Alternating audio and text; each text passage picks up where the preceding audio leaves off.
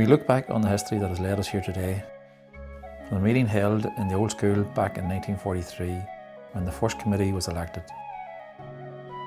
led by Chairman Bob Howard,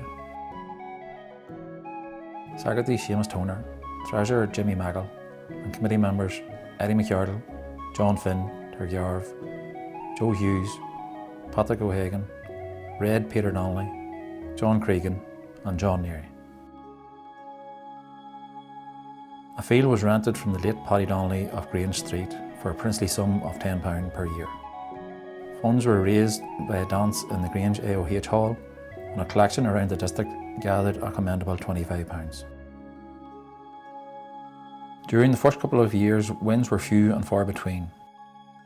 However, things improved somewhat with the forming of the Mid-Armagh League, which Grange won in 1947 and 1948, and were runners-up in 1949. Some rare old battles would draw very large crowds to Paddy's Hill, or Suicide Park as the late Leo Murphy affectionately referred to it.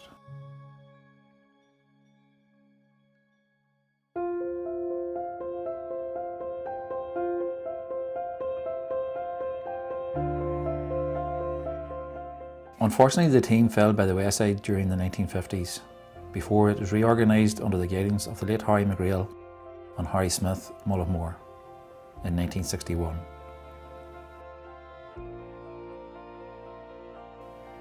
Although they tried hard, they hardly won a game and once again were unable to field teams. Around the end of 1965, it was realised that to have a successful club, it was a matter of going back to the drawing board and starting from scratch. A juvenile team was started by Harry McGrail, Leo Murphy and Patrick O'Hagan, the first underage managers in the Grange.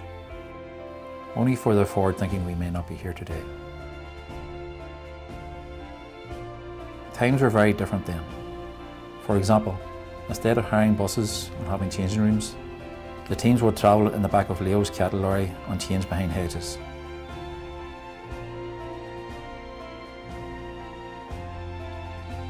With the seed set for what has grown and blossomed, the young juveniles progressed steadily, winning the Mid-Division League. By the end of the 1960s, they were ready for senior football. When the new senior team reformed in 1970, exciting times lay ahead.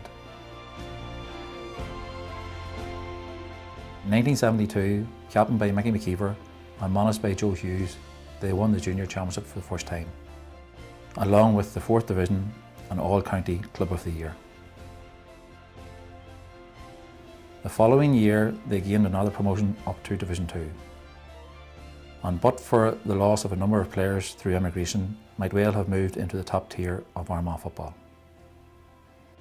Unfortunately, the Grange slipped back through the 3rd Division, where a few lean years followed before a renewed spirit emerged in the late 70s. With a new field on the way and a great mixture of youth and experience, the team captained by Joe Murphy and managed by Eamon Mannell went on to win the Junior Championship again in 1979, and the 3rd Division title to complete their second double. Underage success continued in the 1970s too, with Tom's Toddlers under-14 team, led by Willie Tom Donnelly, winning the inaugural championship and finishing runners-up in the league.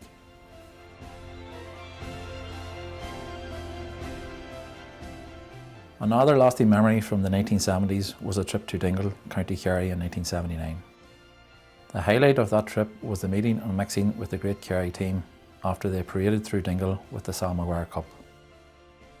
This trip set the precedent for many more trips down the years, from Yarva to Manchester to USA, though few have lived up to the exploits of Kerry. Underage trips to Cork, Mullimore and Downings, all leaving a lasting memory.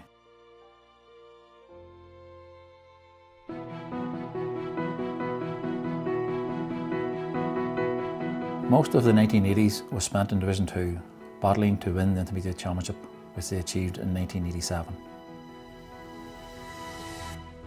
But not before unsuccessfully featuring in 2 other intermediate finals. Firstly, in the GAA centenary year in 1984. Grange lost to a very strong St Paul's team. And in 1986, narrowly missing out to Clevie after a replay. The 1987 team was arguably the best team in our history. Managed by Tom Griven and Stevie McKenna, and captained by John McKeever, lifted the Anniversary Cup, defeating Middletown in the final. The 80s finished with relegation to Division 3 in 1989. This period saw youth numbers dwindling. With future survival a priority, it was decided to amalgamate our underage teams with Portmore and Tullysarn to form St Andas. While strong and competitive, St Andas reached the under-16 county final only to lose to Mullabone.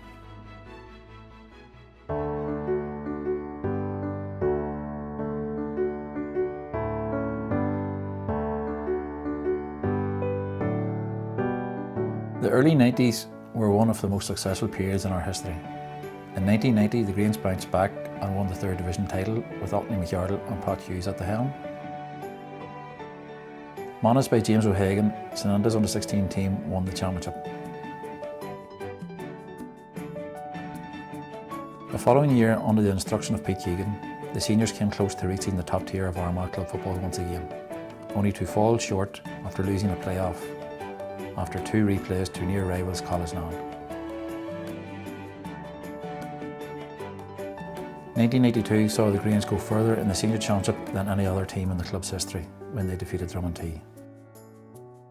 This would be followed by a second intermediate title in 1993, with Martin Donnelly lifting the Anniversary Cup when the team defeated Keady. In the late 1990s, the Grange found themselves back in the 3rd Division and won it again, this time under the guidance of Peter Rowerty.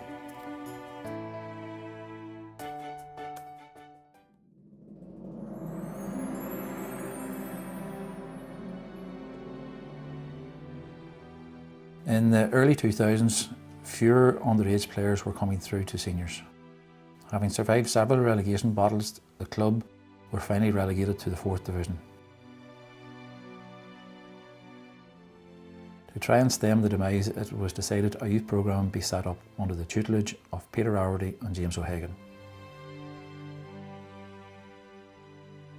This almost paid immediate dividends when in 2005 the Grange went on a run in the championship for the first time since 1983. We regained 3rd Division status in 2007. While losing a relegation battle in 2008, the seniors reached the junior championship final, only to lose out to Middletown. Although relegated back to the 4th Division, the experience stood them in their push for promotion and championship glory in 2010. Under Colin Toll, Tommy Griven Jr. and Tom Griven Sr., who has been part of the senior management teams in 4 different decades, promotion was gained. And Conor Scully lifted the Sean Quinn Cup, claiming another junior title, this time against Tullysarn. This led to another little piece of history for the club by competing in the men's Ulster Club Junior Championships, before eventually losing out at the semi-final stage in Casement Park.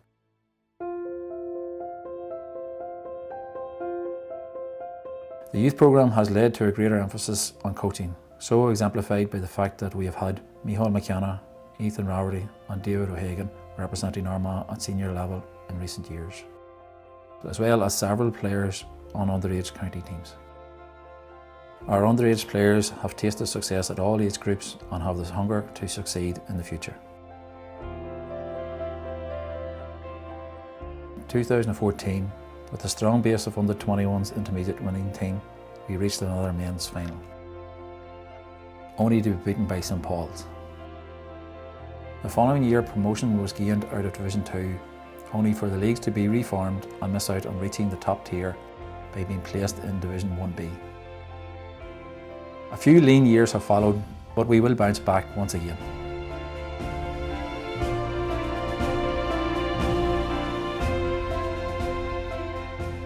Our ladies team was formed in 1989 under the instruction and guidance of coaches Kieran Budgie Cunnell and Colin McGahan.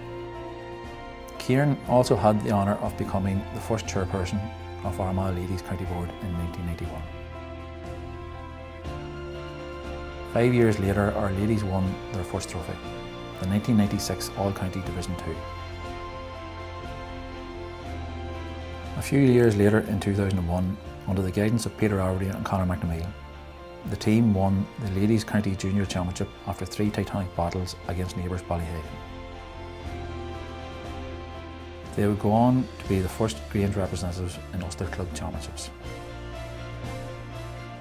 The successful year was rounded off with the winning of the 2nd Division title. The ladies' next success would come in 2013 under the guidance of Chris McKenna, Paula Keegan and Paula Murphy, winning the Intermediate Championship after replay against Crossmaglen. This high level of achievement continues today, reaching Senior Championship semi-finals and winning Division 1B in 2017. The club's first county representatives were Patricia McArdle and St Colmcilles Hall of Fame recipient Paula Keegan. Following in their footsteps, All-Star nominee Dervla Toulmon, Siobhan Maggle and Colleen McKenna, as well as several players representing the county on underage teams at different grades.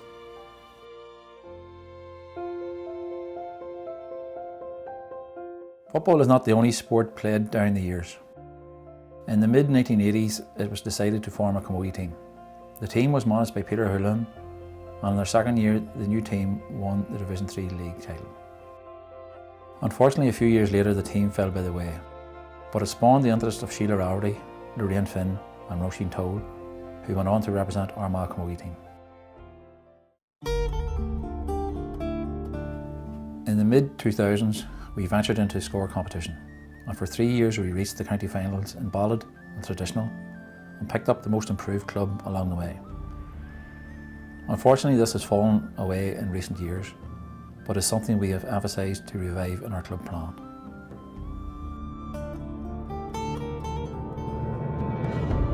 Being a referee is a thankless task, and we are indebted to those members of our club who have taken up the whistle to keep our games running. Felix Hughes was the first senior referee from the club back in the 1940s, and Philip Conway has followed in his footsteps. Indeed, Philip's ability has been acknowledged by being awarded All-County Junior and Intermediate Championship finals and Ladies Senior Championship final. In between, Michael Grew and Martin Mall refereed the underage and reserve league grades. Thank you to them all.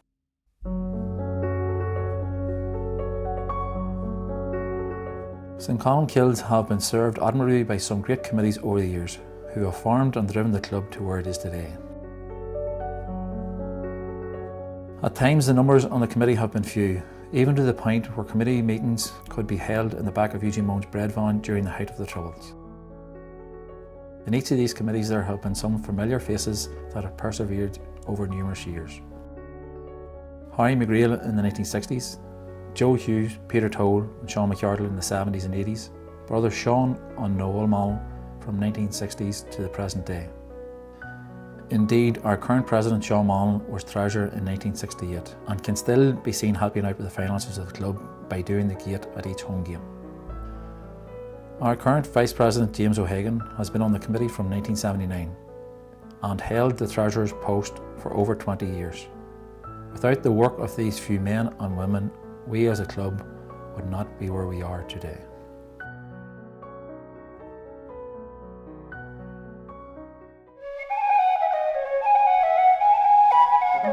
People say your football playing career is a short one and one to be savoured. For a few dedicated players, it was not that short. We can boast 12 players who have stretched their senior playing careers over 20 years. Peter Alberty, Dennis McArdle, James O'Hagan, Colin Toll, Seamus Murphy, Paula Keegan, Conor Scully, Conor McNamee, Dervla Mall, Caroline Jordan, Orla Keegan and Aidan Toll. It may not surprise you that most of these stalwarts have tried to pass their knowledge on in the management and coaching roles.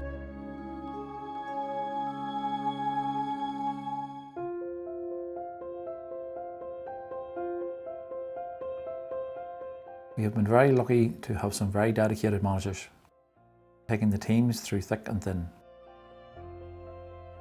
The club's first Hall of Fame recipient, Maggie McKeever, exemplified this.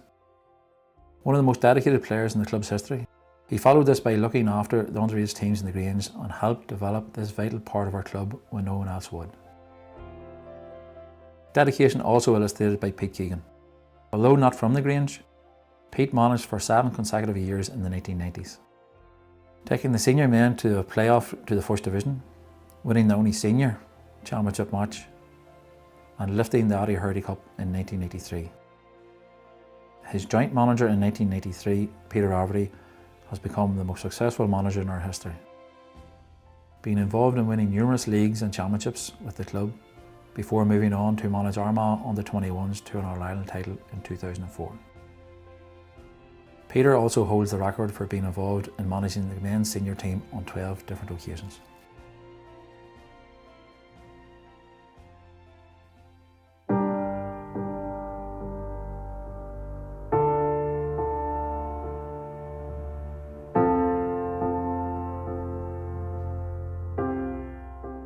We have not always played our trade at our present home. Down through the years we played at Paddy's Hill and at the site of the old AOH Hall. Many a story can be told about these playing fields. The AOH field was known as the killing fields for the brutal battles which took place there. It was also a great site for the collection of the gate. On a match day there would have been tables placed in the middle of the road, one at Smith's and another one at Jim Laren's Hill. Anyone using the road paid the admission fee, even if they're only passing through. The purchase of a new field was first noted in May 1972. Having rented fields from the Reformation in 1967, during a visit from Mr Prunty from Enniskillen, it was suggested buying what was then a hill. Everyone thought he was mad. After several options fell through, the hill was purchased and Curran Bros began work.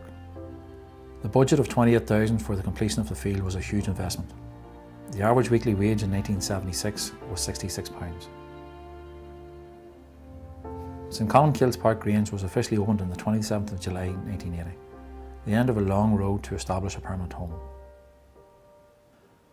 In 1976, in the run-up to the development of St Colmcilles Grange, it was decided to apply for a drinks licence by a few of the club's pioneers. This was for McKinney's House, which would go on to become the Grange Social Club.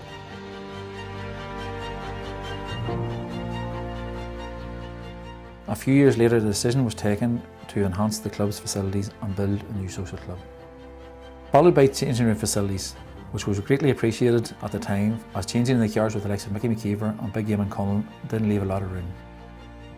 These facilities would include toilets, referee's room, kitchen and a hall.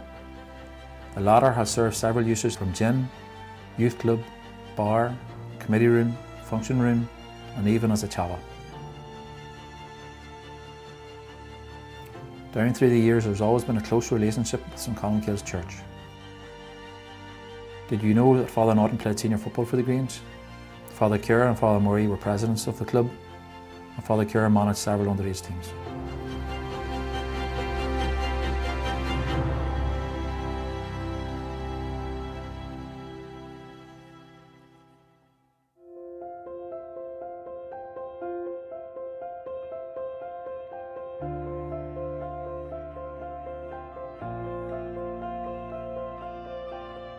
In 2004, the land adjacent to the club's playing field were purchased, and through the hard work and dedication of Martin Mullen, a grant was awarded from the Sports Council. Work started in September 2008, with 45,000 tonnes of fill imported, a lot of which came from the refurbishment of the athletic grounds in Armagh. The training field was completed in the late 2010, allowing our men's senior team to use during the Ulster Club Championship. In total, the project cost approximately $445,000.